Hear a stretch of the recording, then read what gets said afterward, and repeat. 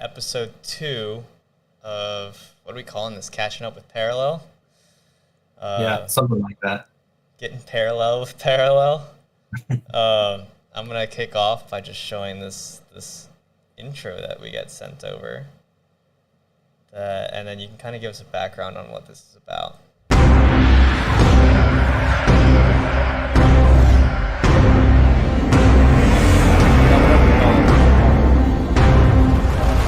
I always love that term. That was super loud. What were you saying, Danny?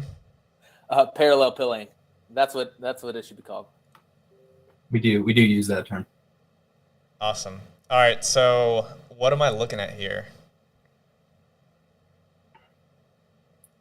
I'm waiting for an ad on your stream to load. So So it's the approaching valley. yes. Yeah, this is one of like the home worlds. So we kind of created these landscapes, we internally call them, and they illustrate, what's happening on the different planets for the different parallels. I believe we started last episode with the fact that, there was cataclysm on Earth and, humanity fled in different directions in the solar system. So today we're going to be focused on Markolian faction who went to Mars. And so what you're looking at is Valley, which is the home world, home city of Markolian.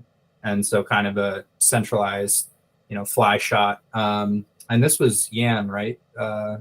Rebel that did this. Yes, we have this amazing guy, Yan Urschel, on the team, who's, pretty renowned, visual artist. And he creates these landscapes, these visuals of, what the different homeworlds would look and feel like. And so it gives you a bit more of a, a sensation of what would be going on for the different factions.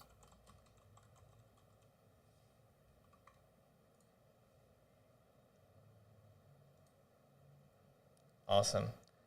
Sorry, I was just tweeting this out. He's just so in awe of what we're building that he's lost for words. Frozen. Yeah, so I love that video. It's so epic. Everything you guys do is just so engaging. Like I get like Michael Bay. So maybe I'm like a Michael Bay simp, and I just speaks to me. But this is so epic, and I can't wait to hear more about like where that fits in on the lore. I have a ton of questions about where that is, what that is, how it got there, and stuff. So. Yeah, I mean, there's some cool little visual elements there, right? Like you can see, we have some different shots of this scene, and you can see like Earthbreaker cannons, which, fans of the franchise will recognize. That's a iconic parallel card. Lancer tanks are positioned sort of along the straightway here, and, ammo haulers and other sort of, vehicles that are associated with Markolians are sort of buzzing by. And so it's meant to kind of give you a sense of like the grandiosity of Markolian and the imperialism, that's associated with them. They are, probably the most imperial type faction, and thus very militaristic. And here you see it, right? You see that they're within their city. They've got all the weaponry lined up. So. Yeah, Danny, first of all, I just want to say that I'm with you, man. Ambulance is an underrated movie. Michael Bay is sick. But I think that also the idea here is that, when you're dealing with a card game, you're looking at art in a sort of non-linear, almost unintentional fashion. Like we have no control over the order at which you kind of consume the content that is on the cards. And it's very hard to tell we build a world, but it's very hard to tell a story. And so I think these supplementary items really help to sort of fill in the blanks as to like where these items that you see on the card live in the world. Yeah, well said. So what can I compare, I guess, Markolian to kind of thinking through, you said they're very militaristic. Am I thinking like Warhammer-esque, or is it more like... I guess from like StarCraft, the Terran. Yeah, I mean, Koji, you want to take that one? Yeah, I mean that's kind of a hard one to answer, I guess. Like I don't want to use other sci-fi analogs, but they got a bit of like the Empire in them, or if you want to use like a sort of a fantasy element, think of them as like almost, I don't want to say evil elves, but like unfriendly, right? So they're very smart. They're very ahead of their time, and they kind of keep to themselves, and they're very regimented. So I don't. Does that answer your question? Yeah, absolutely. I I think the like elven way to Yeah, there's describe another this. Earth culture as well that I would highlight. Like I always think of feudal Japan, right, where they were kind of more scientifically advanced significantly than a lot of other global cultures at that time, and were innately militaristic, right? Sort of had like a that samurai code almost, right? So there's like a dedication to the art of war. There is an advancement of technology. There is sort of a seriousness about them that I think to me is similar in a lot of ways to feudal era Japan. Guys, what are we doing? They're the Klingons, right? They got to be. I mean, That's Klingons. what it's got to be. They're the Klingons. Yeah. I'm gonna rifle through some of the art that you guys sent over to for them as we talk through it, but I can definitely start to envision that. Yeah, I know. I know just from being a longtime fan of the Markolian art. There's a like specific component of like vehicles and equipment, I guess, where that is particular to Markolian, and I'm wondering like what like is there any like story behind that? Like, does that like feed into like how like strategy or maybe how fast it can go, or maybe talk a little bit about how the Markolian relationship with their vehicles and why there's so many and so cool, like how you think about them in any way. You can take that question wherever you want. Sure. I mean, I think this is credit to our amazing working relationship with all of the artists headed by Oscar Marr. I have to give him a shout out whenever possible. But essentially, they were actually one of the first parallels that we had designed, and their play style is very aggressive. You could think of like early burn, or they've also got a bit of a mid-range vehicle thing going on, but the idea is attack. And so we wanted the cards to reflect that nature, So Oscar is not one who plays a lot of card games, but we had a lot of talks about the ideas behind the cards, and then he sort of mapped out his vision for like, okay, that's why there's a lot of rifles. You see a lot of cards mid shot or things that look very aggressive. It's because their play style is also hyper aggressive. Yeah, and I think like looking at the lore, there's a tie-in there, right? So there was a lot of scientists who were part of the ship that went to Mars, and ended up kind of having some overthrow of like essentially a lot of politicians that were lumped in with them, and established a society that was driven by science. And so technologically speaking, you could make an argument that they are among or the most technologically advanced parallel. They are scientists by nature, and have thus invented some pretty incredible technology. So I think like if we're looking at advantages of the different parallels from a lore perspective, certainly you would say technology is one of the distinct advantages of Markolian. I mean, I think it's pretty important to note that Fitch is very biased when it comes to this topic, because the Markolians are his his bread and butter. So he's just going to talk them up. The rest of them, he's going to be so silent when we start talking about the Cathari and all this stuff. But I'll let you have your moment, Fitch. I appreciate it.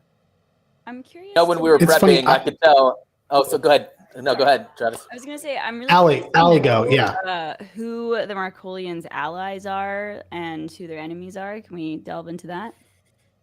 Yeah, I mean, Rebel, you want to try and take that one? So it's a complicated Sure. question, It's complicated. Yeah, I mean, I would say that they're not super heavily aligned with any other faction. They're they have a bit of a superiority complex, so they feel like they really don't need to have an alliance with any other faction, at least at the outset of this conflict. Might see some interesting stuff happen later, but in the immediate sort of time period when the game takes place, I would say they're on their own island, but it's a pretty nice island for them. Yeah, I mean, the other factor here is the universal faction, which we touched on last time, is like the backdrop of a lot of what's happening. You think like on these different planets or moons, or the ship for the Ogden Core, they're concentrated there. But what happens in the space in between?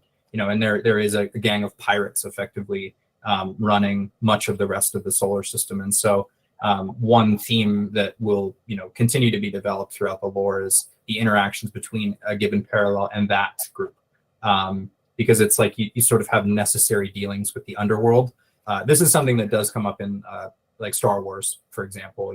There are sort of criminal organizations, and no matter what, even if you are the Empire, you have to sort of nod to them in certain ways, especially in certain areas, because you aren't the dominant power there. So there are cases where we would see a faction like Markolian interfacing with the Echelon organization in Universal. If I had to guess, though, I would say that they're, this is just me. I don't know anything about what's going to happen in the future of the story, but I would have to say that they may align themselves with Cathari, I would think, because they're the farthest. I mean, they don't really value human life the same way that the other parallels do. And, I think that sort of a cannon fodder element maybe has like a military implication. So they probably work well together.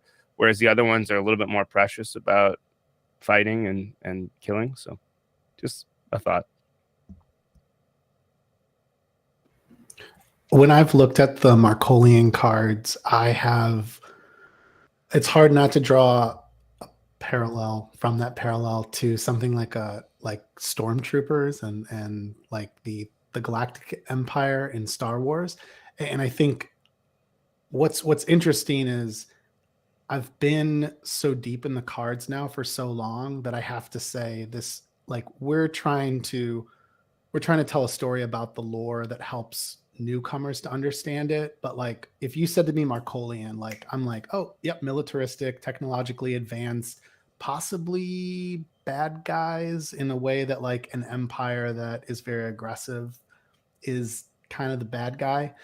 I absolutely could see like, there's one story in my head of like, and it's based on, I can't remember what the card is. The card is, I was just looking at it, the Determined Assault. I think if you look at that card, I remember when Oscar and the team started releasing cards that actually depicted real people versus like weapons and kind of like landscapes, and kind of getting a sense of like what these different parallels look like. And yeah, like I could see like a whole movie just about like the conflict of being Markolian. Like you have people who don't want to be the aggressor, but it's a part of the society they live in.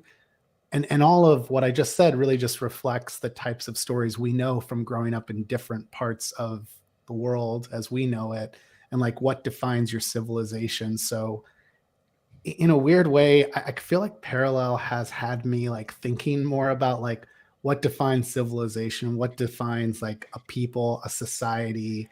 And yeah, it's kind of almost like with, I want to say with crypto, where I don't think I ever understood finance, economics, governance as much as I did by learning it through crypto. And then here it's like I'm kind of like reverse engineering my understanding of society through fantasy storytelling around this like whole new sci-fi franchise. So man, you just got so deep. It's funny you bring that up. There's a card that directly references what you just said. So I'm going to read the flavor text to you. Akara, Rebel General.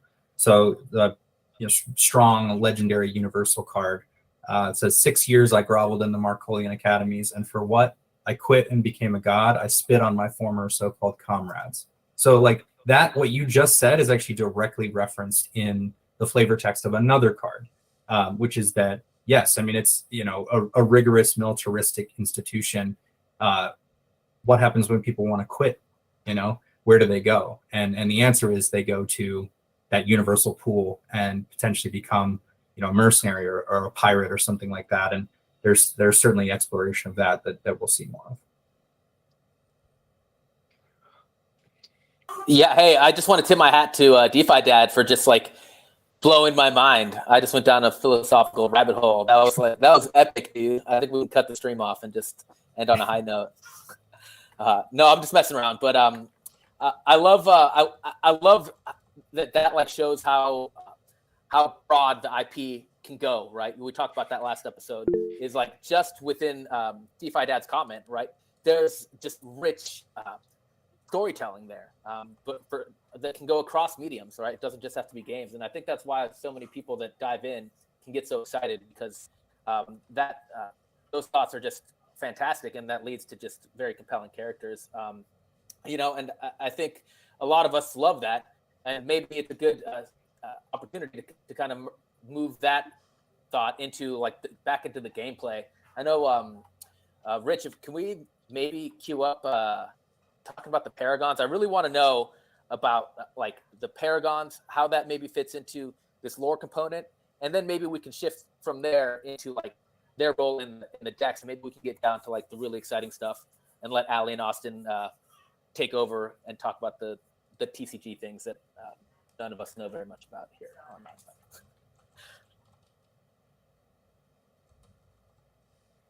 Yeah, so that's going to be Catherine. That's the. Hang on, let me pull that up here.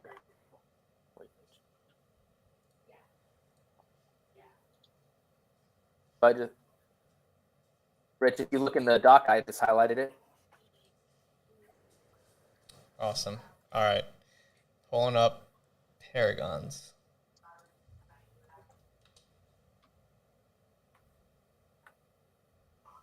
You said this is Catherine, right? Is that so I'm seeing still one of the cards. Do you see Catherine yet? My screen is very much behind, so it's impossible for me to tell what's going on. I do see Catherine, yeah. Okay. So who's Catherine? Kathy baby. Kathy baby. Actually, could we back up on Paragons just in general, like Koji or Fitch? Could you just that's where I'm at. remind us what is it? Yeah.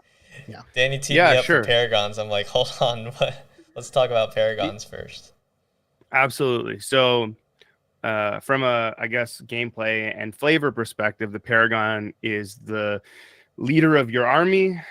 It is a leader that you would choose while building your deck.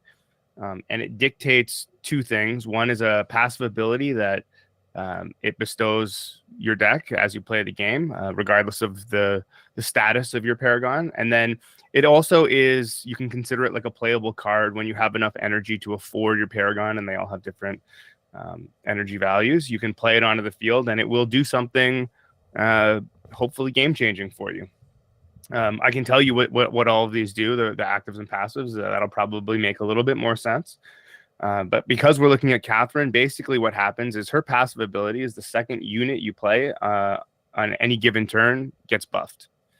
So it basically, we were talking about aggressive playstyles. It promotes you playing a lot of units, and generally speaking, to make use of her ability, you probably want slightly cheaper units so you can play multiples in a turn.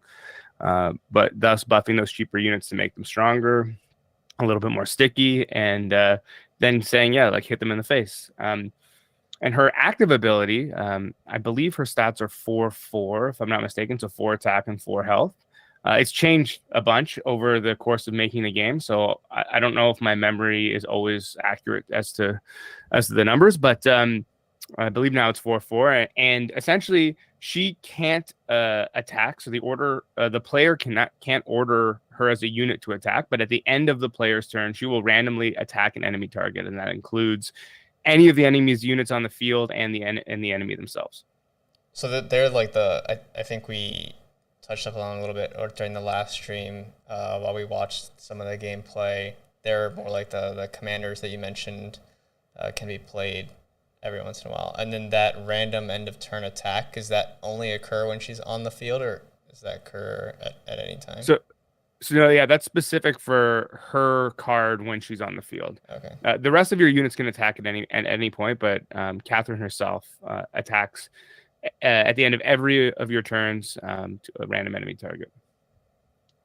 Super interesting. Yeah, and from a lore perspective, she's sort of the bloodlusts, sort of slightly insane leader of this militaristic faction, right? So extremely powerful figure. there is a theme, I think, amongst the Markolian that, we want to sort of destroy the enemy at all costs. And a lot of the functions of cards and the illustrations of the cards reflect that, that it's okay to damage oneself in the process. These are necessary risks type of a quotient that exists with Markolian. The card that you brought up, DeFi Dad, the Determined Assault, is a great example of that. The literal effect of that card is deal 4 damage to your life and then 4 damage to any target, including the opponent. So, that's a case where you're literally, sort of self-harming in order to deal more damage more quickly. And Catherine's sort of randomness, I think, is part of that whole recipe of Markolian. Is like it's a raging machine. It may hurt itself. It may hurt a random target. It may hurt you a lot. So it's kind of max damage all the time, but it may not always point exactly at the enemy's life. So I think she's a great illustration of that theme from Markolian. Sort of like a rogue cannon. Yeah. From here, I was wondering if this kind of helps us dive into deck building, and if we want to talk about that next. Yeah, I think it's a great time to transition into that. Sure. Yeah. I mean, the idea here is that the Paragons kind of, they don't have to, but they are designed to help push the player in a direction. Like if you're gonna make use of a Paragon's passive, it makes sense to build around that passive. So as I mentioned, in Catherine, basically what you would probably want to do is just get a bunch of low cost Markolian units into your deck, 1s, 2s, 3s, even there's a couple zeros in there, and universal units, and sort of stack the deck so that you can overwhelm your opponent in the early game and get a bunch of those little buffed units out and essentially just hit them in the face as much as possible until they kind of run out of until you kill them or you run out of steam. But yeah, I mean, I think Catherine's a great one to start with because it's probably, I'm a terrible deck builder, by the way. So I don't even know why I'm speaking right now, but it's probably the best one to start with because whenever I'm looking to build a quick and dirty deck, I pick Catherine and then I just like look at all the lowest cost units and put them in my deck and then a couple staple removal cards and call it a day. Yeah, it's effective. I mean, I think we can go into a deck that I use pretty often. I'll try and be vague enough that people can't literally copy it, but provide enough detail that I'm checking the boxes here. But I mean, I got a list of cards here that I definitely want to touch on that I think are pretty staple Markolian cards. And, things that for this strategy with Catherine, which is what I primarily run, are effective. So, I mean, as Koji mentioned, the low cost units are all things that you want to have, right? From the universal side, Mercenary Gunslinger is a pretty staple card. That's one that I think people pretty consistently run across decks. It's a 1-cost 1/1, and when you muster it, aka play it, you deal 1 damage to any target, including the enemy's face. So, that's a great card for early in the game. You get it out there, it's cheap. The stats aren't great, but that 1 extra damage that it can proc with is able to remove maybe some opposing unit threat that your opponent has at that time.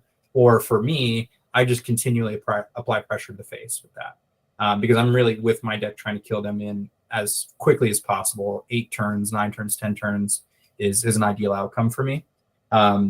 So that's one, of those very cheap units that I think you kind of would consider a must-have for not just Markolian decks, but a lot of decks. Other ones in that 1-cost territory for units, Trigger Happy Trooper, another great card. When you deal damage to the opponent, you also, when you deal damage, you also deal an additional and you harm yourself. So if you were to attack the face, it deals 1 extra the opponent and harms you for 1. So this goes back to that theme of there's a lot of Markolian like self-harm type units where they are willing to sort of sacrifice some of their own life in order to increase damage output. And so that's a consistent theme that you will probably see a run pretty often with Markolian. Bannerman, very iconic card, right? He's holding the Strength of Mars flag. This card, it buffs off of effects So one of the ways that I like to play Markolian is to get this out there, maybe buff it with Catherine, and then play effects on the back of it, and buff it continuously, as you do so. So I think with Markolian, there's a lot of great variability, versatility in the way that you play. You can build a deck that, yes, it does have advantage to play units, but it also has advantage to play effects. And then furthermore, you can work in some advantage with playing relics like Tactical Display. So I think this is a relic, just to touch on 3 different categories of things quickly, that plays nicely into this strategy. There was some questions in Discord about Tactical Display. So it is a relic. It goes into that other slot on the board. Tricky to remove, right? Which is advantageous for you. You need special cards to remove relics.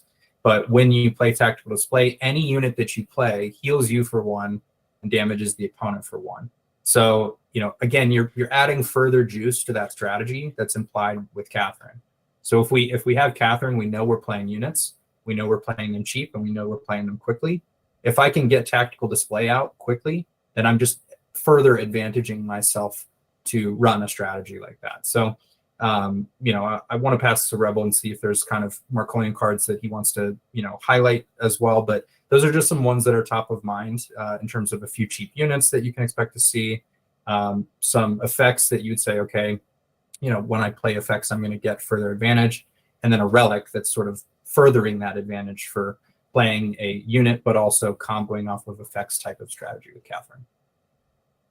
Yeah, for sure. One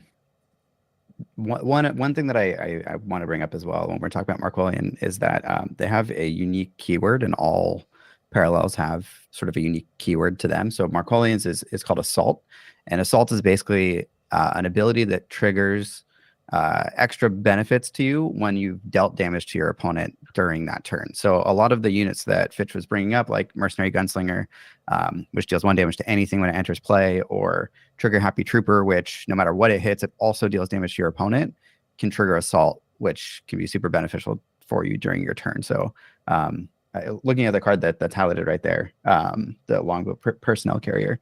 The stream's delayed, so I'm behind here, but it creates, I think, additional units if you trigger Assault during that turn after you play it.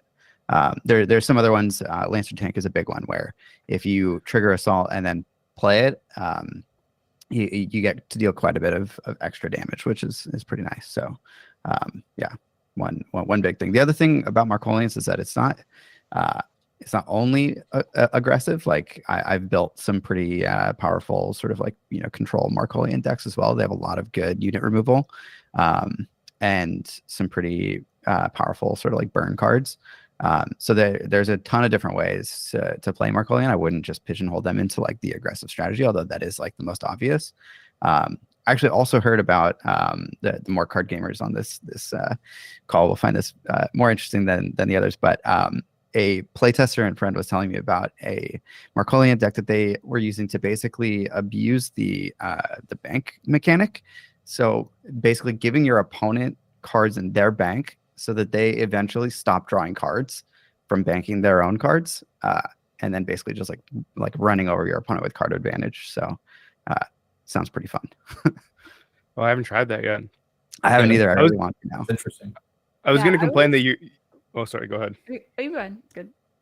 I was going to complain that you were stepping on my toes because one of the other paragons is, and I will get into it now because we're talking about Assault, is Lemieux, Master Commando, and his passive ability basically says that you start the game with a 1/1 unit.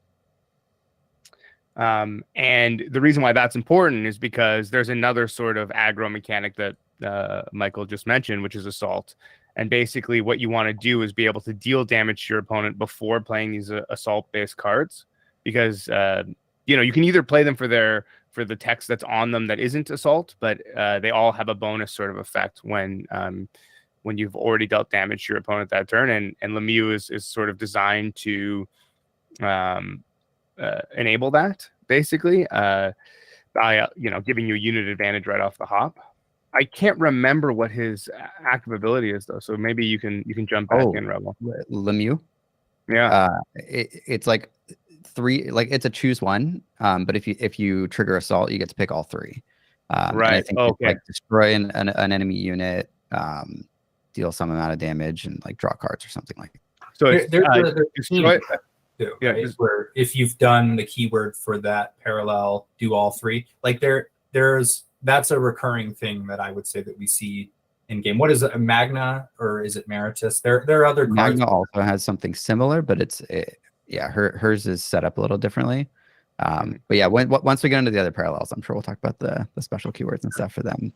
Yeah, but so Lemieux's active ability when you play him on the field says destroy a unit of your choice or return a unit of your choice from your waste pile to your hand, or units you control gain +1/+1. Assault, do all three. So yeah, he's sort of designed to enable less of a small army, but more of a continuous attack turn after turn after turn type play. And then we'll just go into the last Paragon now, which is Armored Division HQ. And it's probably important to note that a lot of the cards in Parallel, I shouldn't say a lot, but some of the cards in Parallel, the units have subtypes. And one of the subtypes that is prevalent in Marcolian is vehicles. DeFi Dad mentioned that earlier. And basically, it may not, that may not appear on the website here. I'm not sure if we've highlighted the subtypes yet, but basically, Armored Division HQ, the passive is that all vehicles you control cost 1 less and have an extra attack. So basically, really enabling that sort of vehicle synergy. The thing is that vehicles are, a little tankier, no pun intended or whatever, but so they're more expensive. So it's more of like a mid-range style deck. So it's going to be a little bit slower off the hop, hence the discount if you're playing Armored Division HQ. And the active ability for the Armored Division HQ is the first time a friendly vehicle deals damage to a player each turn, draw a card when it's on the field. And it also has shielded, which means essentially that the first time it's targeted with an effect card, that effect card does nothing. So yeah, basically what we're trying to do with the Paragons is promote different styles of play, highlight elements of each parallel. But like Michael said, people will find, the ingenious card gamers out there will find ways to destroy the game. I remember early on in one of our early play tests, and this is, I both love it and hate it. Like as a designer, it's amazing to see, but then at the same time, I'm just like, fuck, I got to redesign. But early on, someone created a deck using the Marcolians called the Fun Police. And essentially what it did was, so on the screen now, you'll see Ruthless Sergeant, waste up to 3 cards in your bank and deal 3 damage to the other player's units. Basically, there was cards that keyed along with that said when a card is removed from your bank, if you have less cards in your bank than the other player, destroy a card in their bank. And so what they were doing was getting themselves up to like 3 or 4 energy and then destroying energy in their bank to keep their opponents' decks who needed, that were more mid-rangey or top end, and stopping them from getting the energy they needed, basically not allowing them to play, hence the Fun Police name. Ruthless Sergeant used to be free. It was a 0-cost card at one point, which is, in hindsight, ridiculous after seeing all of this, but that's what I mean. Like, you kind of learn some lessons about, and I loved it because I said on the last stream that my strategy is to get my opponent to rage quit, and that deck would have gotten me to rage quit for sure. So, yeah. Yeah. Hey guys, this has been honestly, I don't know that I've ever seen 10 minutes of this much new, awesome information about the game, and I'm geeking out. I'm curious, and I think people would love to hear what maybe Allie and Austin, if they have any takes here. I know just from your experiences deep down with various trading card games of your careers, what kind of like stands out to you, or what do you think as you hear those things? Because we're all coming from different places, and I think I'd personally be very interested in kind of your initial thoughts here. Yeah, I mean, for me, you kind of answered the question that I was thinking of, and it was along the lines of how committed to, class identity are you? Like, are there going to be different strategies within each of the parallels? Because, if the Marconians were just like Marcolians were, all aggressive, like, would it be a sort of like rock, paper, scissors meta where, one parallel will just dominate the other? But it seems like with the Paragons, they offer difference in style of gameplay, and so it's probably going to keep things a bit more balanced. That's my takeaway. And then another question was, is there anything that the Marcolians struggle with? Like, if they're good with aggressive strategy, like, do they really lack on card draw or, healing or whatever it might be? I mean, that's a great question. Their units, generally speaking, outside of the vehicles are relatively weak, so they're certainly susceptible to various kinds of board wipes and things like that. They don't really have healing. I mean, there are a couple relics that you could maybe put in there for healing, but that's probably going to slow down your tempo a little bit. So they're not really going to do that. Yeah, I mean, they're definitely weak to a number of, I mean, Fitch will, doesn't want to hear this, but they're definitely weak to a number of things because if you can kind of get past their early game, they do tend to run out of steam because they don't really have answers to your big guys. Like I mentioned removal before. There's a couple staple removal cards, that will like just completely, regardless of stats or whatever, remove a card. But most of the Marcolian cards, have a pretty hampered sort of burn on them, so they're not going to kill anything mid-range or bigger. It's really just meant to stop the early game. And so yeah, you're as long as you can survive long enough, you're probably going to be able to take them down in the end. Of course, unless they're playing the vehicle mid-range deck that we were talking about before, and then who knows. Yeah, the vehicle mid-range has a lot more beefiness, after say like turn 4, turn 3 maybe. The where I tend to lose games with Marcolian is I do run out of cards effectively. Like I've kind of attacked very aggressively in the beginning. Usually you're down to less than 10 health, and probably even 5 or less potentially. I've had games where like I was playing one of our mods, and he was Shroud, and I had him down to 1 health left, and it went on for 5 more turns after that, and I wasn't able to finish him, and he finished me. So it's very possible to kind of be in that. Well, drew 1 more card, wasn't the one I needed. Guess we try and run another turn. Whoops, drew 1 more, not the one I needed. So you're kind of, you can get stuck a little bit. Healing wise, there's tactical display. That's kind of your only real option within the Marcolian card set, and that requires that aggro approach. Like you are putting units out. So certainly, if you burn through the majority of the units in your deck early on, well, your healing is going to be quite limited there. And then in terms of like native removal cards, they have repurposed hardware, which is really solid. But it's 1 card, and then outside of that, you're relying on Annihilate, which is kind of the most quintessential removal card, which destroys any unit or relic that's on the field. And it's a little higher cost, so it's kind of like there's a trade-off there when you play it. Saboteur is a unit that can also remove relics, but outside of that, removal options are fairly limited. It's definitely on the lower end of any parallel in terms of neutralizing threat, right? And healing is pretty much limited to tactical display. So I would say the number 1 pitfall is sort of like Koji alluded to, running out of steam too early.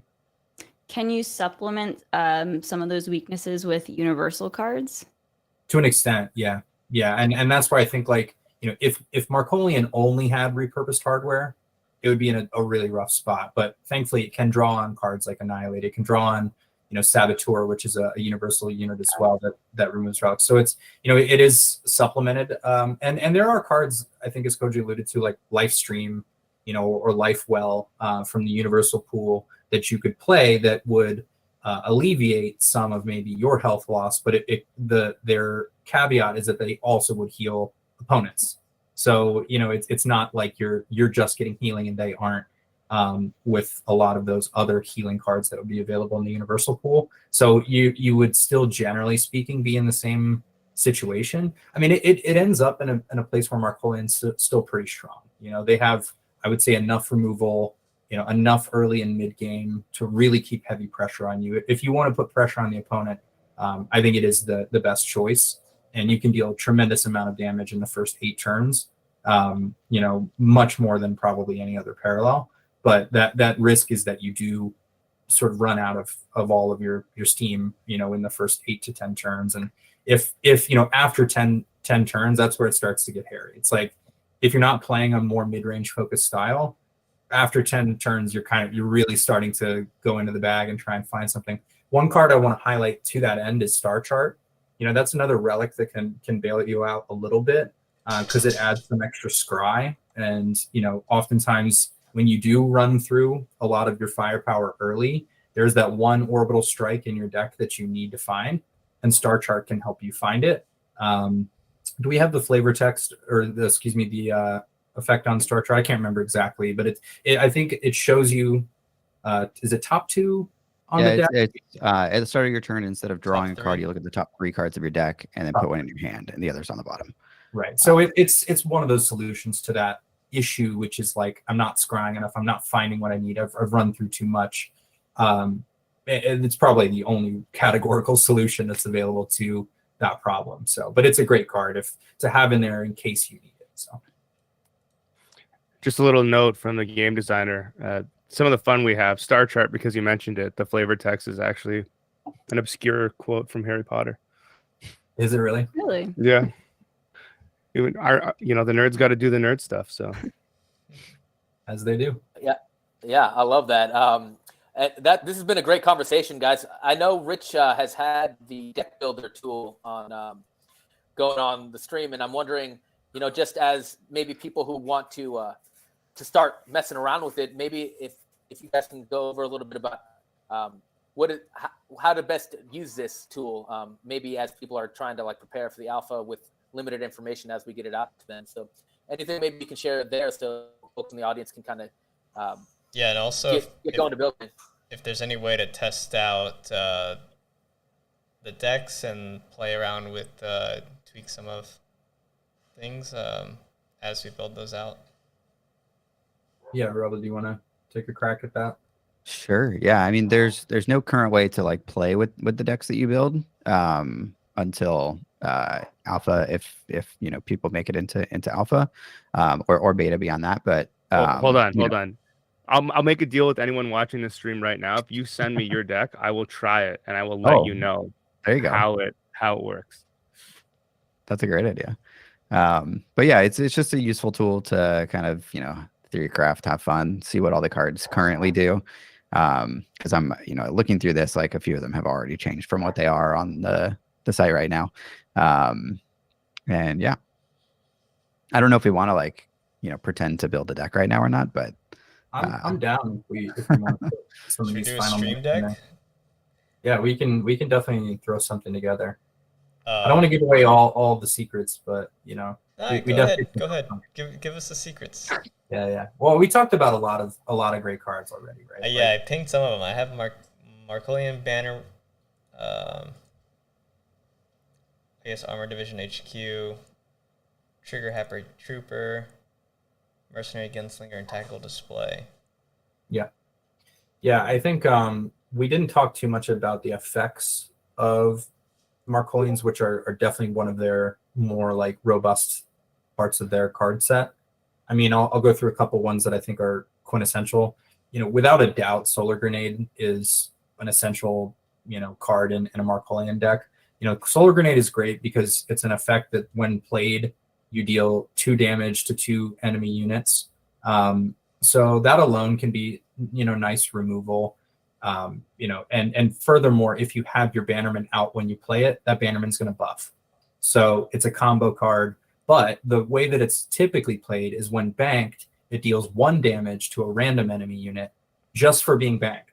So it's one of the very few cards in all of Parallel that will just do something by being banked, which makes it very valuable. So Markolian, you think about like early board state, you want to continue to maintain control while applying pressure to the face.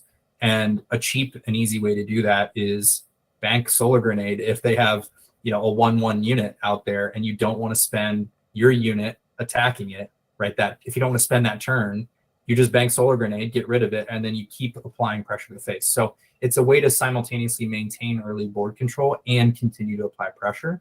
And we it's call just that tempo in the biz. tempo. I think tempo. a lot of our card game players will know that. Yeah. Yeah. So it- Marcolian is actually like very tempo focused, and if you get behind, it's really hard to pull it back. So I would say that's probably their biggest weakness, honestly. Yeah. So that's another great effect. It would be remiss if we didn't mention that one. Crack Shot is another great card. There's another card that you can nicely combo with, Bannerman, and I'll give an example of a combo that often works out for me. So, I play maybe Gunslinger, the muster, it hits the face, or maybe I play Bannerman early on. And then, let's say they have a 1/1 that they play. I bank Solar Grenade, remove the 1/1, and then now it's kind of home clear. So what I would do is I would play the Crack Shot. It would deal 3 damage to the face of the opponent. By playing it, it buffs my Bannerman. I attack with the Bannerman, and now I've quickly done 5 or 6 damage, right, in the span of 1 turn. And so it's you can really tee up some quick damage combos with Bannerman by playing effects. And so there's a nice way to leverage the cheap units to get the buffs and leverage the effects to get the buffs. And if you can do both, you're in a really, really strong position early game. One other one that's become pretty popular among the playtesters is the PS8 launcher. So that's a 1 cost that deals 2 damage to a unit of your choice. So it's cheap and it's for kind of early removal. And then we talked about Determined Assault, so I won't cover that one. The last one is Neutron Bomb, one of the PS15 cards, so one of the very first cards ever made. Pretty iconic. It's the board wipe for the Marcolians. It's not a full board wipe, but it's a 3-2-1. So you deal 3 damage. If that unit is eliminated by 3 damage, move to another, do 2. If that's eliminated by 2, move to another, do 1. So it can, and it's only, what is it, 2 costs now, I believe, guys? Or is it? Yeah, it's 2 costs. Yeah. So Which one it's was It's also legendary. So yeah, Yeah, you don't have one of them in your deck. it is a legendary as well. So limited in terms of 1 copy, but very strong card, intentionally so. And again, also combos with your Bannerman. So these are all things that will buff your Bannerman, and you can be in a position where if you can quickly fire off some effects, your Bannerman can be 5-6 stat very, very quickly in the span of a turn or 2. So My God, it sounds like Features Wallet is stockpiling Bannerman.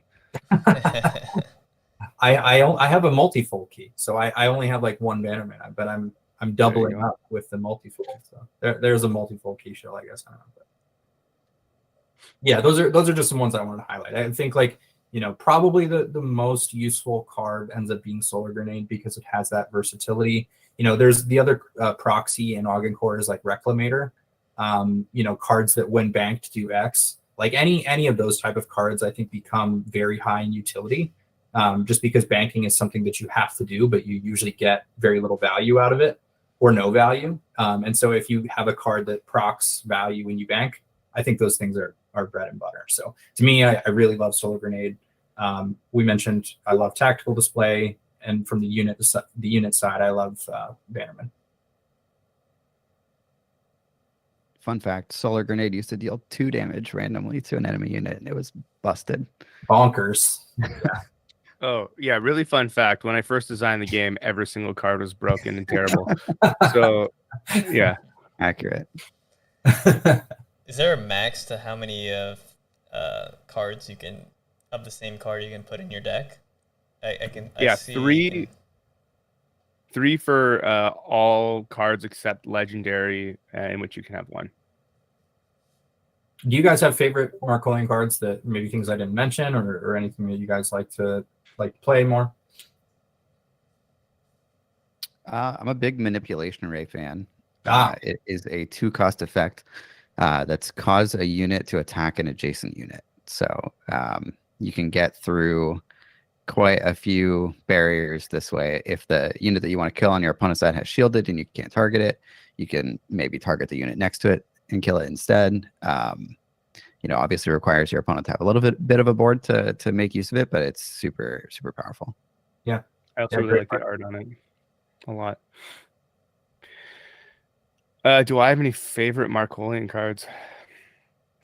I don't know.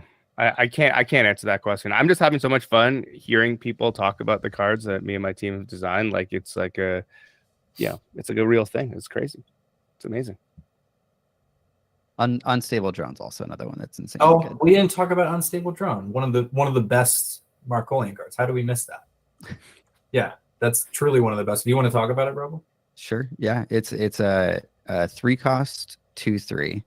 And it's a vehicle, so Armored Division HQ gets to play it for 2. And it has Defender, so you can sort of choose to intercept an attack with it. And when it dies, it deals damage equal to its attack to an enemy unit. Yeah. So situations where Very it's buffed, good tempo. or it's like volatile when it gets taken out. It's gonna have a rebound effect. So the opponent has to sort of calculate that into their plans based on what units they have out there, because it's a situation where if the unit that attacks it goes down, it can also take another unit down as it goes down and becomes more dangerous because of that. So, and just a reminder for anyone who maybe hasn't seen the first stream or is just not following along as closely, Defender basically means that when you as the non-active player, will say, are attacked, whether yourself or one of your units, if you have a unit with Defender on the field, it can stand up in front of the attack and basically take that attack instead of the intended target. So, if I was playing against Rebel and he tried to hit me in the face, I could say, no, my Unstable Drone is going to take that attack instead. Or if he tried to, say, attack my Bannerman and I had an Unstable Drone on the field, I'd say, no, that attack is going to be redirected towards the Unstable Drone instead. yeah. Markolian has two primary Defender units. That one, Unstable Drone, and Fire Support Base. So those are the ones that you're typically going to see people protect their units with. I have a few questions, it looks like, from the chat on some of the deck building stuff. One of the ones was, what do you guys think you will see more find its way into decks? Improvised tactics or supply drop? That's a good question. They're both very similar. They both draw cards. So let me pull them up so that people know what we're talking about. I found supply drop. If someone else wants to look for improvised tactics, maybe Koji or Fitch. Sure. Supply drop is if you've dealt damage to the enemy this round, this card costs 1 energy instead. It would normally cost 3, and it just says draw a card. And then improvised tactics, if I remember correctly, costs 3 as well. And if you've dealt damage to your opponent, it does it cost 2? Yeah. It costs 2. Okay. If you've dealt damage to your opponent this turn, you draw a card. If you've dealt damage to your opponent this turn, draw 2 cards. Yes, except you I have think to that's discard way a card better. as well. Yeah, that's pretty strong. Personally, Pretty like, strong. yeah. The other one sort of filters for you, but you don't really actually get head and card advantage with it. So I prefer improvised tactics personally. Yeah. and Other then people may disagree. there seems to be some Shroud versus Markolian going on in the chat as well. I see Markolians are mouth breathers and don't like pizza. That is true. They don't like The pizza. slander is constant. It's unbelievable. What's the beef between Shroud and Markolian? I don't know. I mean, just loud and shit talking factions, maybe. Shroud is very, I don't know, emo. Like, we don't. Yeah. Emos. Bunch They're of- Speaks to my heart for sure. You can see my email records back here, but also I think it's just because it's like 2 very different play styles. Like Shroud. Well, I mean, when we get to the Shroud conversation, we can dive in a little bit deeper. But essentially, very control-y, very sort of metered and paced, and Markolian is like attack. So I could see how some people who really like, I mean, let's use a Magic analogy. It's the difference between a blue deck and a red deck, and they're almost diametrically opposed. So that's basically what we're going to get with Shroud and Markolian as well. Yeah, I was And gonna it- say I'm getting strong red vibes here from Exactly. Yeah. Mark for sure. If you don't understand those Magic references, sorry, but you should learn them because you gotta walk before you can run. Yeah. Just do your homework. Would you say Hunter Alley? Are we feeling Hunter vibes? Yeah, I'd probably say Smork Hunter or maybe Pirate Warrior. That's pretty But- accurate. Yeah. Maybe a little bit of Tempo Mage sort of sprinkled in there as well.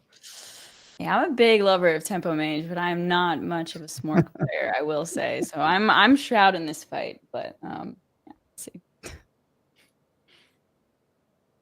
Yeah, hey, so I will say that hearing you guys talk about everything, my competitive juices are flowing, and I'm getting FOMO for not being able to play this yet. So I'm just going to ask this every time we talk until Alpha. Can you tell us anything about what we can expect from Alpha, when Alpha, so we can get our hands on it? For Austin and Allie to just kind of mess around with. What can we know this week that we couldn't know last week about Alpha? Well, I'll tell you that we are a week closer to Alpha for sure.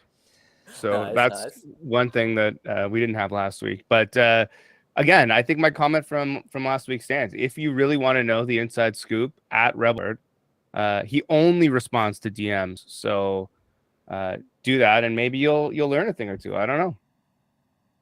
Yeah, I think the part of the question that maybe we can touch on is like what to expect, in the sense of like what is alpha and what is it not. I think as much as we can sort of temper expectations and prepare people for what it is, maybe we should. So maybe touch on that, Koji, a little bit. Yeah, absolutely. So the intention with our alpha is to really hone in on this sort of. So, I think we've talked about this before, but I don't know if this is alpha or what. But here's some news for you. Essentially, Parallel will have various game modes. Obviously, the main ones being the tournament mode that we had mentioned before, and competitive ladder. We're also looking at doing the 3v3 mode that was mentioned and a couple other things. But the alpha will mainly be sort of a test of we have a sort of a rookie queue. So these basic decks that you get as a free to play player.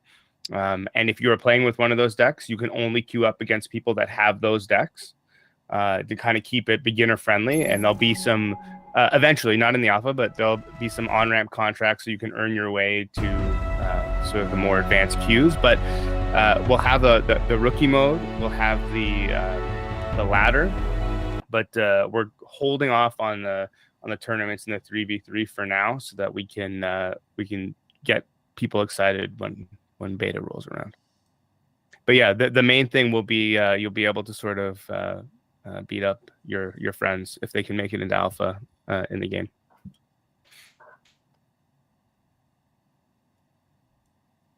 I Did I think miss the anything? audio just cut out, unfortunately. I don't know if you want to say that again, or if chat will let us know if we're back or not. Yeah, Uh-oh. are we back? I don't see any issues. Did my audio die? No, I think it's on We like can hear you. person basis. I've seen some I heard you. saying, yeah, it's cut at a couple times throughout. Audio It back. looks like it's If back. it is okay, if it is my fault, do let me know, because the fiber line near my house was cut, and I'm stealing my neighbor's Wi-Fi, so that could be part of my issue here. But yeah, I don't know where I might have been cut off, but basically, yeah, the alpha will be the sort of core gameplay. So the ladder, you can run private matches, you can play against the AI, and you can play that rookie mode that I mentioned.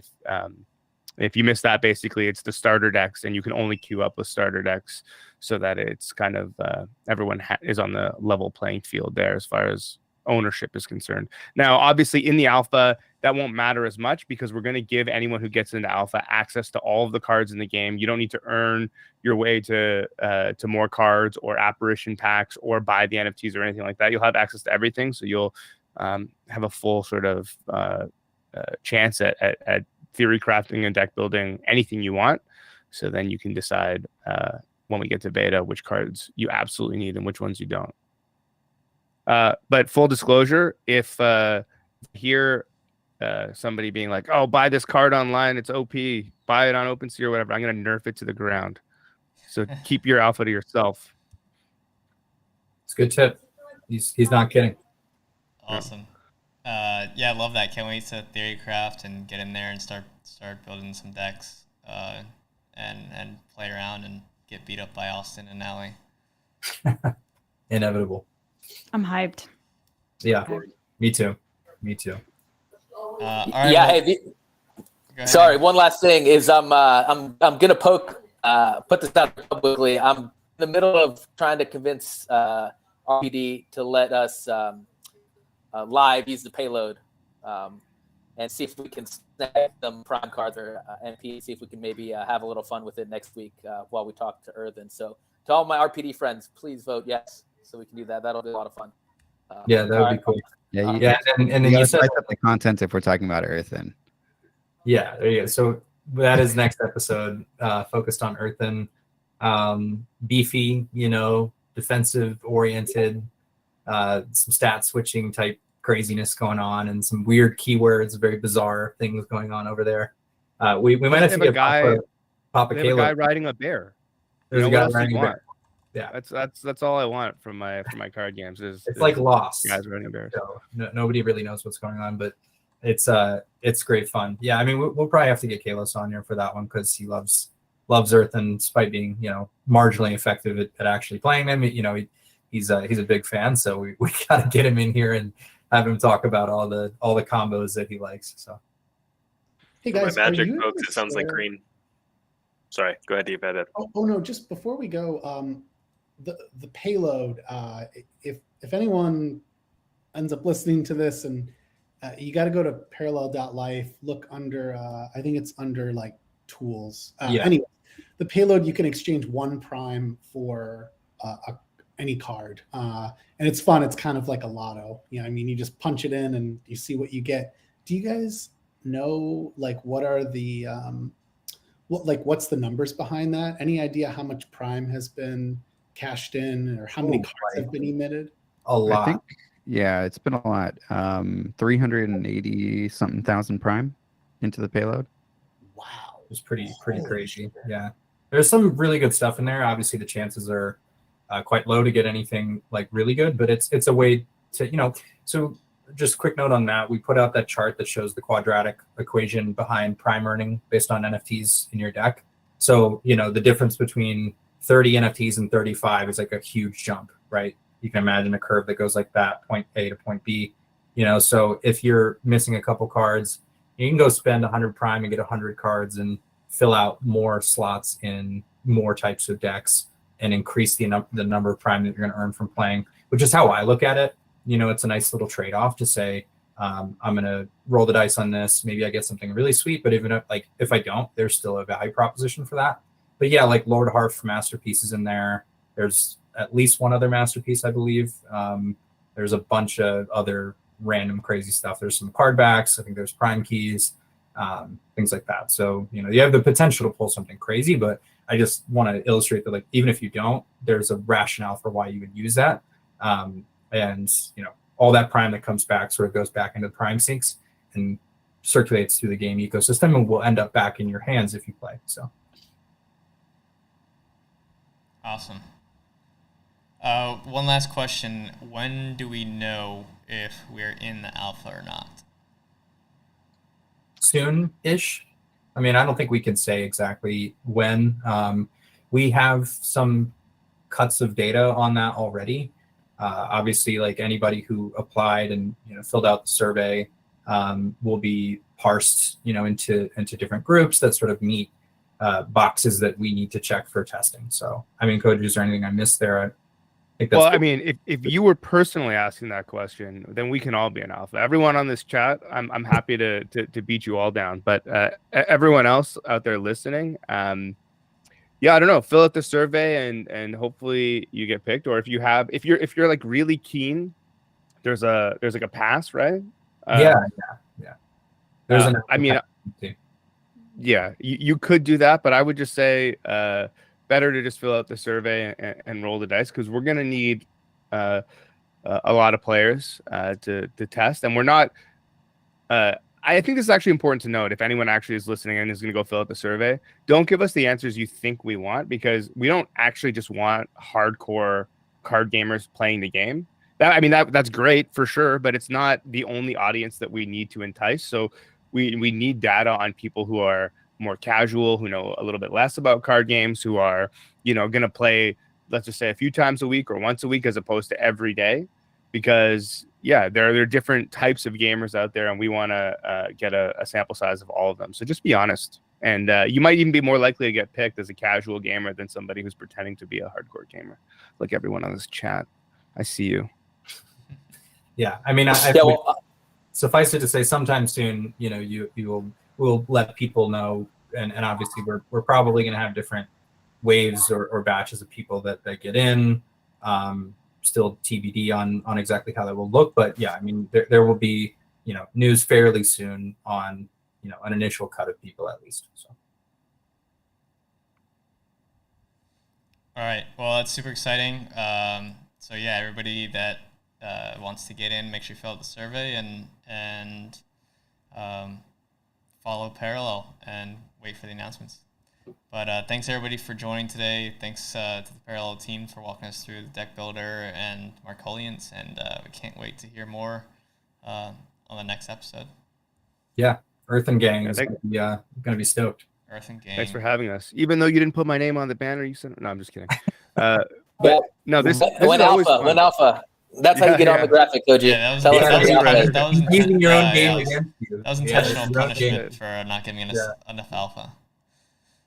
You underestimate my vanity. But yeah. Thanks for having us. It's always fun, and looking forward to the next